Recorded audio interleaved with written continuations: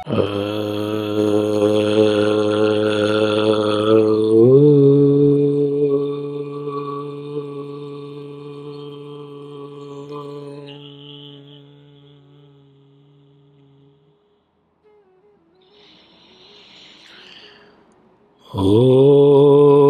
पूर्णमदः पूर्णमिदं पूर्णात् पूर्णमुदच्यते पूर्णस्य पूर्णमादाय पूर्णमेवावशिष्यते। ॐ शान्तिः शान्तिः शान्तिः। तंत्र शास्त्र में जो पंच मकार हैं अर्थात मांस, मत्स्य, मदिरा, मैथुन और मुद्रा, इसका भारत में समावेश कब से हुआ, क्यों हुआ, क्या ये भारतीय देन है या बाहर का कोई प्रभाव है?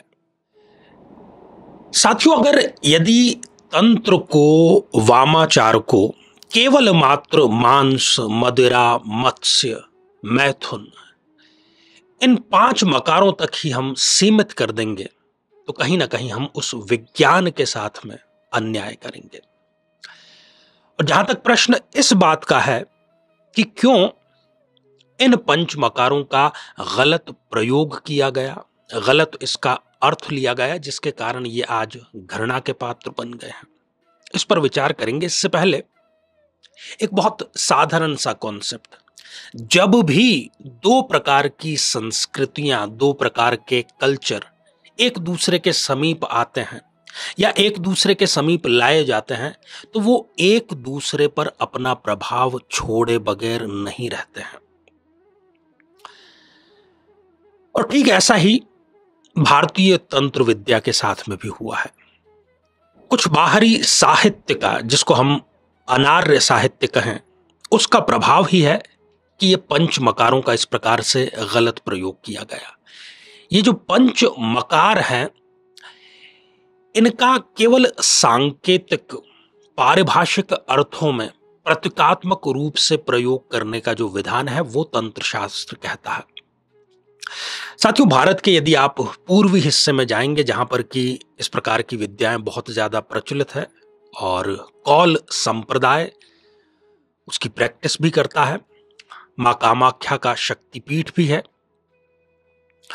और ये जो इलाका है ये तिब्बत से भौगोलिक रूप से ज्योग्राफिकली जुड़ा हुआ है।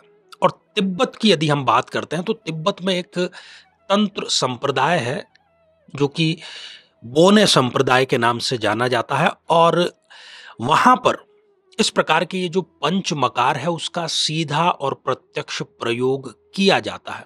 और लगभग 10वीं शताब्दी के आसपास इसी तिब्बत के बोने संप्रदाय का भारत के पूर्वी हिस्सों, आसाम, बंगाल इत्यादि पर असर हुआ। और यही कारण है कि प्रतीकात्मक या सांकेतिक प्रयोग करने के बजाय प्रत्यक्ष प्रयोग इन पंच मकारों का करना प्रारंभ कर दिया गया, और एक प्रकार से जो घृणा के पात्र बनने का सिलसिला है वो यहीं से प्रारंभ होता है। आखिर तंत्र में, वामाचार में तामसिक या घृणित वस्तुओं जैसे कि मांस, मदिरा आदि का प्रयोग क्यों किया जाता है?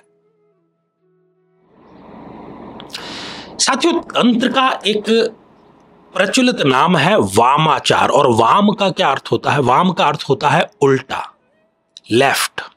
ठीक है, अब एक उदाहरण के द्वारा इसको समझते हैं कि एक व्यक्ति है जो कि उसको एक निशाना लगाना है बंदूक के द्वारा, और सामने ही उसकी निशाना है, आंखें भी खुली हुई है, और अब उसी आदमी को निशाना पीछे लगाना है, पीठ की तरफ, बिना देखे हुए उल्टी तरफ लगाना है।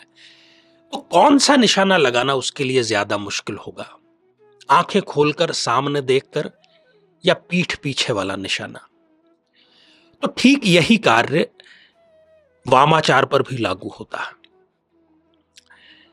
वाम जितनी भी साधनाएं हैं वो वैदिक साधनाओं से भी अधिक कई बार तपश्चर्या की मांग करती हैं, कई बार बहुत ज्यादा अनुशासन की मांग करती हैं, और हम एक मंत्र के माध्यम से इसको जानते हैं कि स्वयं मेरु तंत्र में ये मंत्र आया है और वो किस प्रकार की बात कहता है, इसको समझना और जानना हमारे लिए बेहद जरूरी है। साथियों, ये कुछ इस प्रकार है। पर द्रव्येषु योन्धश्च पर स्त्रीपु नपुंसक परापवादे यो मूक सर्वदा विजितेन्द्रिय तस्येव ब्राह्मणस्त्यात्र वामे स्यादधिकारिता।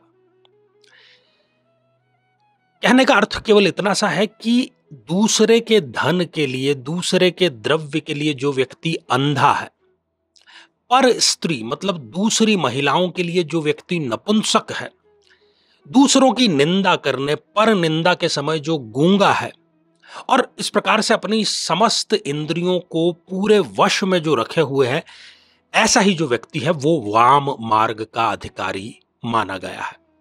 स्वयं ये तंत्र कहता है, मेरु तंत्र की ये परिभाषा है। तो आप स्वयं अंदाजा लगा सकते हैं कि किस प्रकार के अनुशासन की, किस प्रकार के दृढ़ता की, किस प्रकार के समर्पण की मांग तंत्र करता है।